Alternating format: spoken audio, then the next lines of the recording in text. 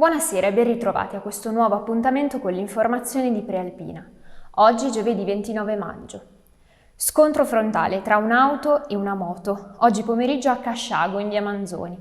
Dopo le 16, per causa in via di accertamento, un motociclista 56enne avrebbe perso il controllo del mezzo mentre affrontava una curva, finendo nell'altra corsia dove si è scontrato con la vettura che stava sopraggiungendo dalla direzione opposta. Sul posto sono intervenuti gli operatori sanitari con un'ambulanza e l'elisoccorso. Il motociclista è rimasto gravemente ferito. Tragedia intorno a mezzogiorno a Somma-Lombardo. Un malore arrivato all'improvviso ha spezzato la vita di una ragazza di soli 18 anni. La studentessa è morta mentre partecipava alla festa di un istituto cittadino per la fine della scuola. Quando la giovane si è sentita male è scattata immediata la richiesta d'aiuto e sul posto, oltre a un'ambulanza e un'automedica, è arrivato anche l'elicottero. I tentativi di salvarla purtroppo sono stati inutili. Ultimo saluto a Marnate e a Matteo Scarabelli, il 50enne morto domenica nelle acque del fiume Toce, mentre tentava di salvare l'amico in difficoltà. C'erano per noi Stefano Di Maria e Domenico Ghiotto di Agenzia Blitz. 4 comunità unite dal dolore nel pomeriggio di oggi alla chiesa di Sant'Ilario a Marnate per l'ultimo saluto a Matteo Scarabelli, il 51enne morto da eroe nel fiume Toce per salvare un amico alle marmitte di giganti. A portare il loro cordoglio, ma anche affetto e vicinanza alla famiglia, sono stati gli amici sportivi di Gerenzano, gli amici di Rescaldina, suo paese d'origine, e la scuola di ballo Take Your Time di Castellanza, frequentata dalla figlia. Il parroco Don Alberto Dell'Acqua, nella sua omelia, ha contrapposto l'altruismo ed eroismo di Matteo alla cattiveria del diavolo, che esiste davvero quando fa commettere alle persone azioni terribili, ha detto. Dobbiamo sempre rinunciare a Satana. Infine, un invito alla comunità a stare vicina a Jessica, Arianna e Melissa, la famiglia di Matteo, nella consapevolezza che Gesù saprà riconoscerlo come suo amico. E ora torniamo a parlare dell'omicidio di Vasilika Potinku, la 35enne uccisa a Legnano nella notte tra sabato e domenica. Veronica De Rio è andata a Robecco sul Naviglio, dove abitava il 29enne che ieri è stato fermato dai carabinieri, Andrea Mostoni. Vediamo il servizio con le immagini di Loris Marini di Scattografia. Siamo a Robecco sul Naviglio. Qui vive Andrea Mostoni, il giovane che sembrerebbe essere l'assassino, per il momento è in stato di fermo indagato, della giovane, della 35enne di origine rumena, operatrice sessuale, che pare abbia ucciso nell'appartamento di Legnano in via Stelvio. Lo shock in questa via tranquilla, fuori dal centro abitato, è palpabile.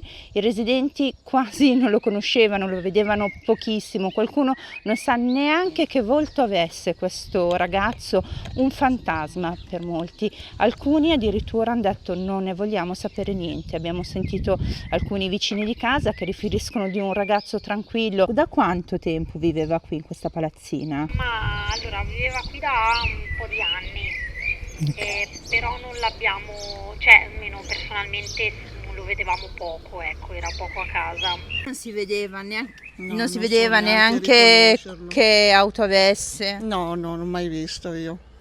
Proprio. Non sa neanche da quanti anni vivesse qui. No, prima no.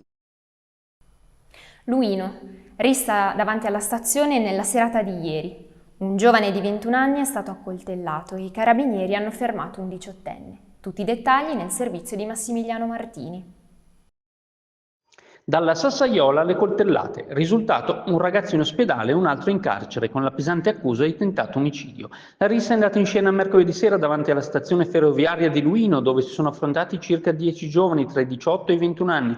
Quale sia il motivo scatenante della zuffa non è ancora chiaro, quel che è certo è che un 21enne tunisino è stato ferito a braccia, gambe e testa, per fortuna in modo non gravissimo. Le indagini dei carabinieri della stazione di Luino hanno portato un paio d'ore dopo ad arrestare un 18enne della Valcuvia, italiano ma di origine marocchina.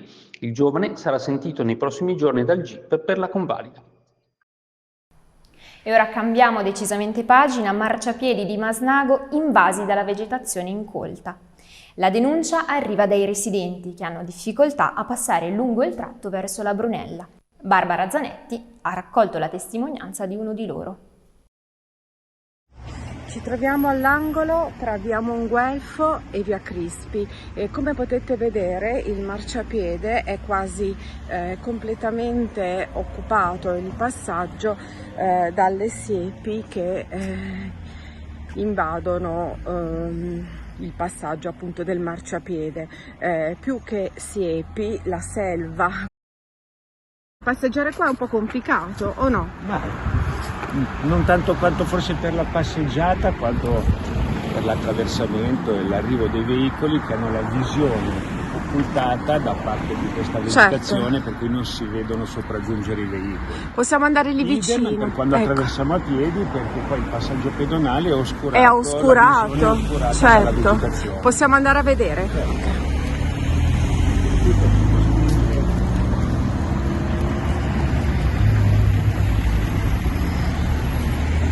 Ringraziano perché sono rodi.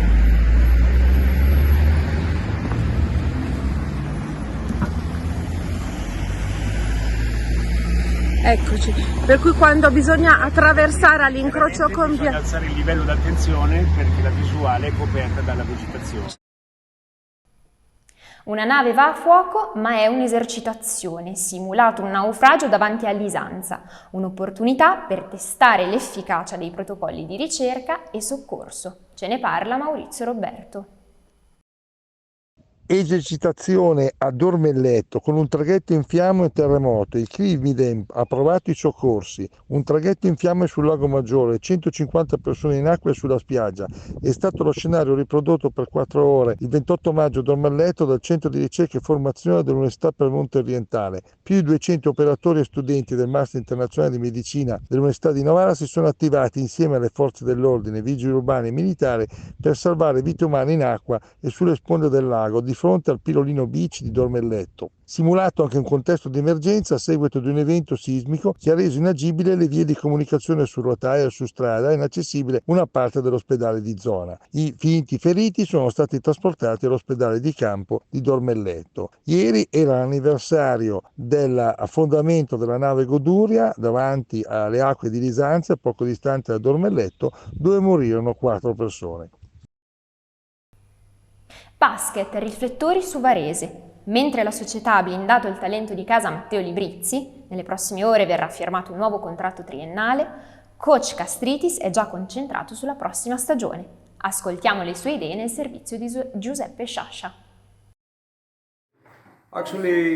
Ioannis Castritis ha le idee chiare sulla rotta da far seguire alla sua nuova Varese. Obiettivo continuità per il tecnico greco nell'ottica di costruire una Open Metis versione 25-26 molto simile a quella che ha chiuso il campionato.